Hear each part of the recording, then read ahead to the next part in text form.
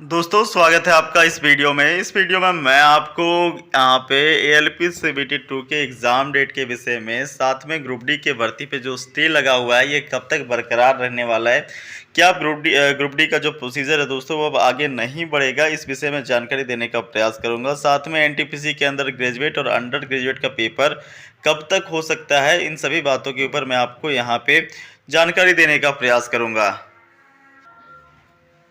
दोस्तों यदि आप रेलवे के किसी भी एग्ज़ाम की तैयारी कर रहे हो, जैसे group D, ALP, technician, paramedical categories, या फिर दोस्तों जेई, या फिर आप एनटीपीसी ग्रेजुएट, अंडर ग्रेजुएट, किसी भी पेपर की आप तैयारी कर रहे हो, किसी भी एग्ज़ाम की तैयारी कर रहे हो, तो भाई किरण पब्लिकेशन की तरफ से यहाँ पे मैथमेटिक्स का इंडिविजुअल बुक लॉन्च किया गया है, रीजनिंग का इंडिविजुअल बुक लॉन्च किया गया है। इसी प्रकार से दोस्तों आपका जो है वो सामान्य ज्ञान, यानी कि आपका जनरल नॉलेज और जनरल साइंस, ठीक है, इन सभी का पुस्तक जो है वो लॉन्च किया गया है। और इस पुस्तक की खासियत ये है दोस्तों कि इस पुस्तक में जितने भी पेपर हुए हैं रेलवे के अंदर, ठीक है, सभी पेपर का type wise, chapter wise solution दिया गया है। सभी क्वेश्चंस को सिलसिलेवार तरीका से कवर किया गया है। साथ में दोस्तों इसके डिस्क्रिप्शन से इससे बनने वाले एक्स्ट्रा क्वेश्चंस को भी यहाँ पे डिस्क्रिप्शंस में बताया गया है। तो दोस्तों इस पुस्तक को आप पढ़ करके अपनी सफलता को सुनिश्चित कर सकते हो। यदि दोस्तों आप स्पेशली जो 10 अप्रैल से एएलपी आने वाली है उसमें आप यहाँ पे आवेदन कर रहे हो, तो भाई इसके लिए भी यहाँ पे किरण पब्लिकेशन का एएलपी का बुक स्पेशली लॉन्च किया गया है, जो कि आपको हिंदी और इंग्लिश में मिल जाएगा। इस पुस्तक के अंदर जो 25 नवंबर से लेकर के 29 नवंबर 2024 के अंदर एएलपी सीबीटी 1 का पेपर हुआ था, ये सभी पेपर का सिलसिलेवार तरीका से सॉल्यूशन आपको दिया गया है। तो इस पुस्तक को भी आप लगा करके आप अपनी एएलपी के अंदर सफलता को सुनिश्चित कर सकते हो। दोस्तों ये पुस्तक आपको नज़दीकी बुक स्टोर पे मिल जाएगा, या फिर चाहो तो आप ऑनलाइन भी परचेस कर सकते हो, लिंक मैं आपको डिस्क्रिप्शन में दे दूंगा। बाकी दोस्तों चलिए बात कर लेते हैं आप एग्ज़ाम के ऊपर। दोस्तों यहाँ पे दो नोटिस के माध्यम से सब कुछ आपको क्लैरिफाई हो जाएगा कि कब तक यहाँ पे जो एग्ज़ाम है वो रहने वाला है, ठीक है। सबसे पहले बात कर लेते हैं यहाँ पे ग्रुप डी भर्ती पे जो लगा है स्टे, इसके ऊपर, ठीक है।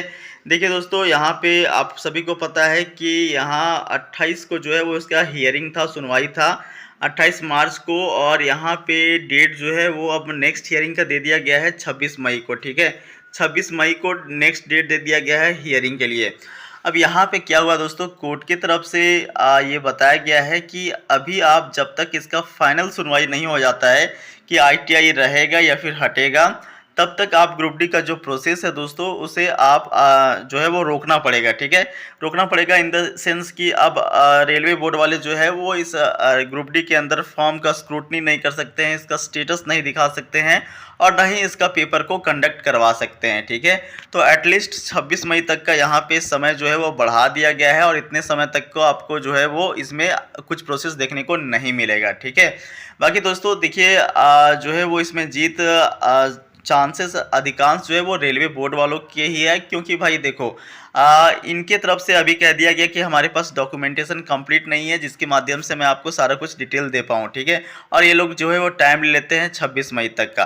तो यहाँ पे रेलवे के जो वकील हैं उनका कहना है कि हम यहाँ पे आईटीआई वालों का जो है वो हटा नहीं रहे हैं, यहाँ पे उनको भी इसमें शामिल किया गया है, और बाकी जो एक्स्ट्रा लोग हैं उनको भी शामिल किया गया है। तो इससे दायरा बढ़ा है, ना कि दायरा को सीमित किया गया है केवल आईटीआई वालों तक, ठीक है। तो इससे आईटीआई वालों का नुकसान तो नहीं है, लेकिन दोस्तों चूंकि आप सभी को पता है भाई केवल आईटीआई रहता तो कहीं ना कहीं कट ऑफ पे असर पड़ता, कई लोगों का यहाँ सिलेक्शन जो है वो आसानी से हो जाता, ठीक है। तो ये सब बातें मैटर करती है। बाकी 2019 से इन्होंने नोटिस को चिपका के रखा था वेस्टर्न रेलवे के साइट पे, कई और आरआरसी के साइट पे, तो भाई कई लोगों ने यहाँ पे आईटीआई कर लिया। तो ये सब बातें मैटर करती है दोस्तों। बाकी देखिए 26 मई का नेक्स्ट हियरिंग है, और ये भी आप श्योर रहो कि 26 मई तक अब जो है वो ग्रुप डी के ऊपर कुछ भी नहीं होगा, ना तो फॉर्म का स्क्रूटनी होगा, ना ही कुछ होगा।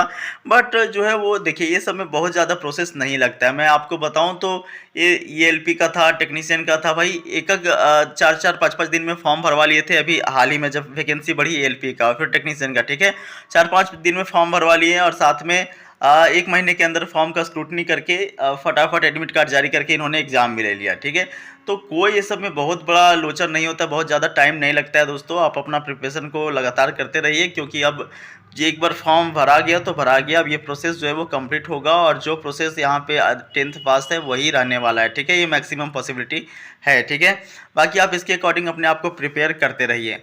बाकी बात कर लेते हैं एएलपी के एग्ज़ाम के ऊपर दोस्तों। तो ये 2 नोटिस आपको क्लेरिफाई कर देगा।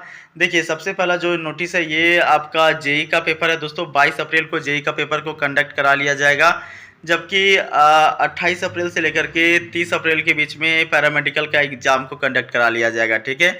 तो देखिए दोस्तों, अभी जो एएलपी का पेपर होगा इसमें ज़्यादा से ज़्यादा चांसेस बन रहा है कि 20 अप्रैल के आसपास आपका पेपर को कंडक्ट करा लिया जाए।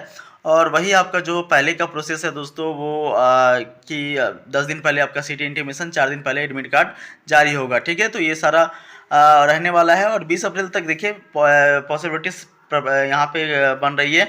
20 अप्रैल तक जो है वो आप मान के चलो कि पेपर आपका हो जाएगा, ठीक है। और इसके अकॉर्डिंग आप अपना ट्रेड को और साथ में पार्टी को आप प्रिपेयर करते रहिए, क्योंकि भाई देखो ट्रेड में ही मैक्सिमम कैंडिडेट यहाँ पे फेल होने वाले हैं। और 8 गुना कैंडिडेट भी आप यकीन मानो दोस्तों साइको टेस्ट के लिए मिलेंगे नहीं बहुत सारे जोन से, ठीक है। जिस प्रकार से अभी आपने देखा चंडीगढ़ जोन हो गया, सिलीगुड़ी जोन हो गया, कुछ कुछ जोन से भाई 15 गुना कैंडिडेट इनको मिले ही नहीं। उसी प्रकार से साइको टेस्ट के लिए भी नहीं मिलने वाले 8 गुना कैंडिडेट। तो आप अपना ट्रेड को बेहतर बनाएं और पार्टी को भी बेहतर बनाएं। डेफिनेटली सिलेक्शन के चांसेस अधिक होंगे। टेक्नीशियन के जैसा इसमें कट ऑफ भी नहीं रहेगा, नहीं जाएगा, क्योंकि टेक्नीशियन का सिंगल पेपर था। यहाँ पे आपका ट्रेड में ही कई लोग लुढ़क जाएंगे, ठीक है। तो भाई अपने आप को प्रिपेयर करते रहें, कट ऑफ बहुत ज़्यादा इसमें नहीं जाने वाला है, ठीक है। बाकी देखिए एनटीपीसी के पेपर के ऊपर बात कर लेते हैं दोस्तों। तो एनटीपीसी का पेपर जो है वो यहाँ पे मई के महीने में संभावित है। मई के महीने में इसका पेपर जो है वो कंडक्ट कराया जाएगा, ठीक है। और सबसे पहले आपका जो ग्रेजुएशन वाला है उसका कंडक्ट कराया जाएगा, उसके बाद आपका इंटरमीडिएट वालों का कंडक्ट कराया जाएगा, ठीक है। तो देखिए ये आपका पेपर कंडक्ट हो जाएगा मई के महीने में, और जल्द ही आपको 1 से 2 दिनों के भीतर ही नोटिस आपको देखने को मिलेगा। इसमें आपका वही सेम प्रोसीजर रहेगा कि 1 महीना पहले आपको नोटिफाई करेंगे, 10 दिन पहले आपका सिटी इंटीमेशन आएगा और 4 दिन पहले आपका एडमिट कार्ड आएगा, ठीक है। तो देखिए इसका ग्रेजुएशन और 12th वालों का चूँकि काफ़ी मतलब आप समझ सकते हो भाई बहुत अधिक संख्या में इसमें कैंडिडेट है। दोनों में अप्रॉक्स में आप मानो तो ऑन एन एवरेज देखें तो कम से कम 1.5 करोड़ तो कैंडिडेट की संख्या है दोनों मिला करके, ठीक है।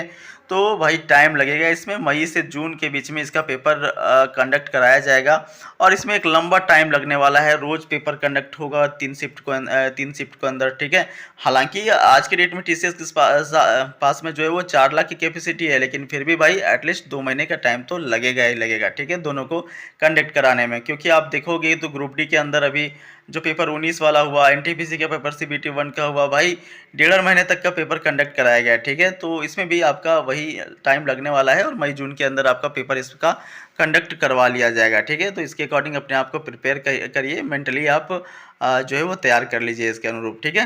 बाकी दोस्तों जो भी नोटिस आएगा चैनल के माध्यम से आपको अपडेट कर दिया जाता है। चैनल को आप सब्सक्राइब करके रखिएगा।